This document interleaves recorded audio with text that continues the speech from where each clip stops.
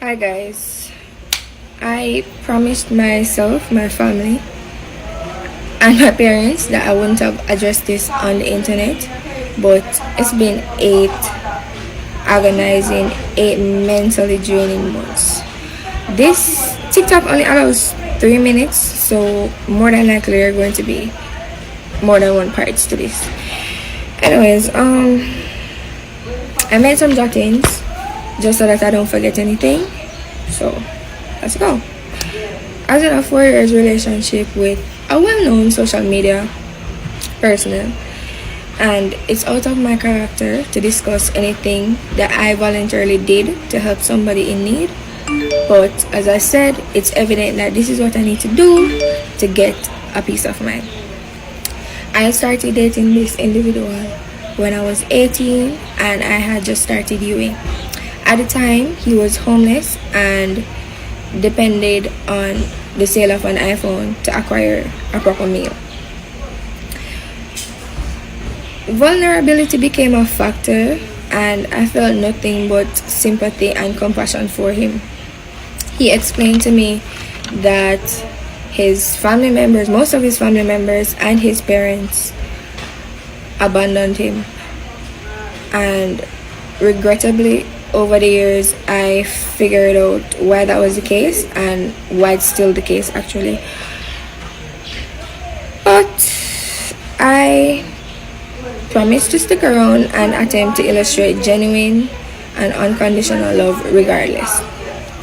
Whilst I was attending university in Jamaica without an independent source of income, I would split my lunch money daily to ensure that this person ate, or I would save any allowance that I would get to assist with the basic needs like toiletries. I was beneficial to him, and therefore, in its own little way, our toxic relationship flourished. 2 years later, the relationship was brought to the public's eyes because that's when he discovered a social platform that could provide a source of income for him. Based on the content that he provides and his persona overall, my parents disapproved of the relationship and of me being a part of this social platform that he had. And then shortly after that, my career choice became a factor. I got a scholarship, I migrated, and that's where everything went downhill. That led us to, so as I was saying, after I migrated, everything went downhill, and that's what led us to having this unfortunate interaction. I was no longer physically or financially beneficial to him. He got insecure. No, I think he was always insecure. It just surfaced when I migrated, and his mother added to that because she said it to my face actually. She told him that I was only with him because I was young and naive, and that I'm exposed to older men with money, and I'm going to leave him for a doctor man in the future, and the job that he has isn't really a job, and he has to elevate himself to keep me. So all of that got to his head. Me going places became a problem. It's almost like I couldn't go out, because if I went out and he was okay with it, the next day we would still argue about it. Me going out was a problem. He wanted access to my social media accounts. He wanted to dictate what I wore, even to the gym. And we would always be arguing because that's just not something that I stand for. I should be allowed to be my own person. And the relationship got toxic at that point. Well, even more toxic at that point. But I always justified it with his childhood traumas. He always justified it with his childhood traumas also. And it's like over time I became emotionally drained. I'm not here to go into the specifics of the relationship or what happened in the relationship, because yes, the relationship was public, it was known, but nobody knew what was happening in the relationship. It was a publicly private relationship, and I was praying that the breakup would have been like that, but here we are. So I became emotionally drained, and that's what ultimately led to the breakup, because I would always be the one to fix things most of the times when we have a problem.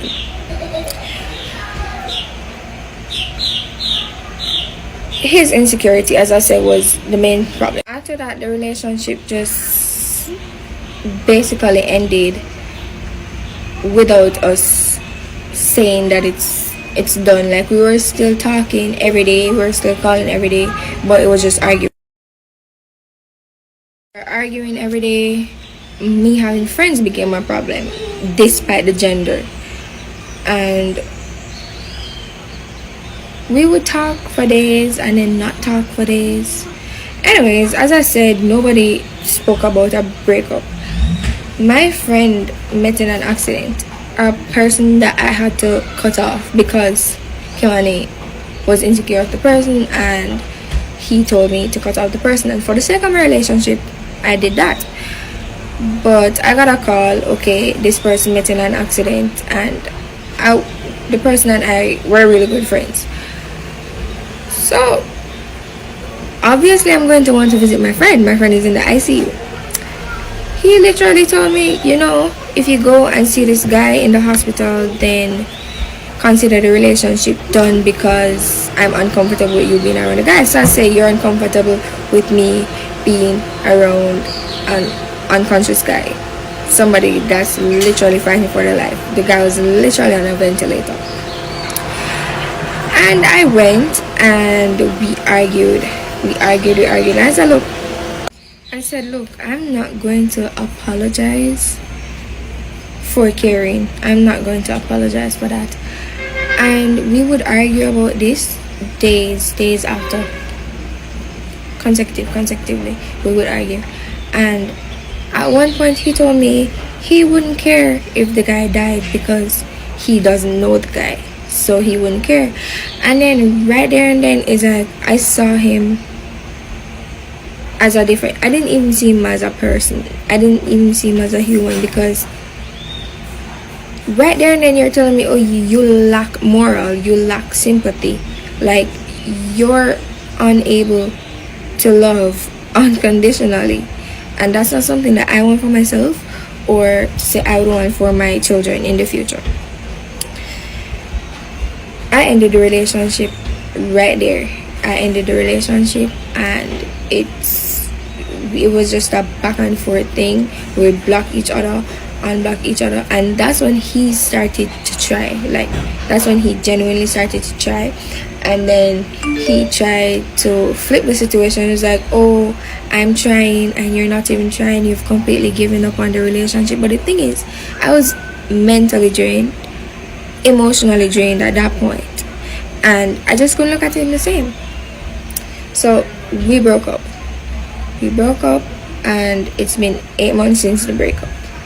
While he was trying to mend the relationship, his solution was for him to move here. Like, we would move in together, and I would be a part of his channel. It would become a couple channel, and we would pay bills together and stuff like that. And for so many reasons, I told him that's not what I want. That's not the lifestyle that I want. And that became a problem also. It's like, oh, see, you just don't want to try, you've given up, blah blah blah blah. He literally made the biggest deal, because I didn't think it was smart. It's still not smart, it's not logical for him to migrate here to another country and we're moving together. He said he was willing to give up everything in Jamaica for me, and I'm being ungrateful. That's the thing. You don't have much to give up. You don't have anything in Jamaica to give up. And you being where you are in Jamaica and tell me that I'm ungrateful because you were willing to give. I right there and then I know that if we're supposed to argue, you're gonna tell me, oh, I'm ungrateful because you gave up everything and you came here for me. That's not something that I was going to put myself into. Anyways, after the breakup, I blocked him on everything. We didn't speak for the longest while, and he would send his friends to reach out to me. He would call me on different numbers. They would add me in WhatsApp groups. He would email me. I counted 13 emails. He would email me asking me to unblock him. And so, I'm not gonna lie, some of the times I would unblock him because, I mean, come on, I still care about this person. I still had feelings for him and stuff. I would unblock him some of the time, but again, it would end up being us arguing. It was just a toxic cycle. So months went by and we didn't speak. He called, randomly he called, and it was a straight call. It wasn't like a WhatsApp call. It was a call where you needed credit.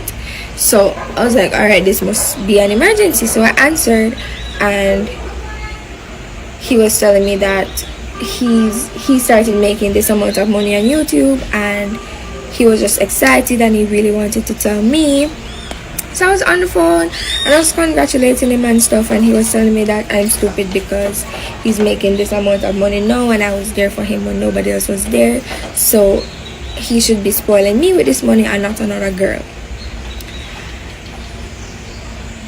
That being said, he was like, oh, he wants to treat me. I was like, alright, fine, cool.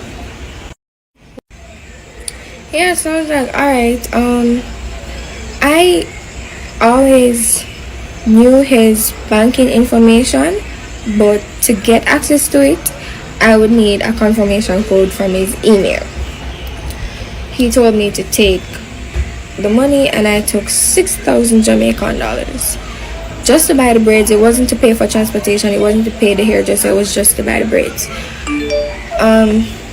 After that, we didn't speak. After that, we didn't unblock each other. We just never spoke after that. On his birthday, it was at 1 a.m. He called, straight call again. I was like, oh, this must be an emergency. Anyways, I answered, and he was like, happy birthday to me. It's his birthday, but he was saying that. So we spent like 2 hours or 3 hours talking on that call. You know, it's his birthday and stuff and whatever. That was that. I posted him for his birthday, and honestly, I was going to post him regardless of us communicating or not, because it's like, you've been doing something for so long, like, it's heartbreaking when you have to break that routine or that specific routine. So I posted him for his birthday. I never had him unblocked on anything. I still haven't unblocked on anything, but I just posted him for posting him's sake. In the night, I went to the movies. He called and I left the movie theater and I answered the call, and he was like, he's not going to go out for his birthday anymore, and the only person he wants to talk to is me. I said, okay, cool, I'll call you after the movie when I get home, da da da. I got home, I wasn't in the mood, I went to my bed. The next morning, I woke up to 24 missed calls, sorry. I woke up to 24 missed calls and about 5 messages. I replied to the message and he was like, oh, you need to return my calls. So I called him back and he was like, which man you go out with last night? Where were you? You sleep at the manii. So I was like, listen, we're not together. I don't need to answer you questions. And he was like, you know what, you're right, you don't need to answer my questions. He hung up and then he proceeded to send a lot of messages, and in these messages he was being very disrespectful, and I still have the messages. I didn't reply to any. I sent a smiley face, and I sent you're toxic, and I sent a sticker. I guess me not arguing back or me not giving him the response that he wanted, he went to the point where he said the money that he sent me to braid my hair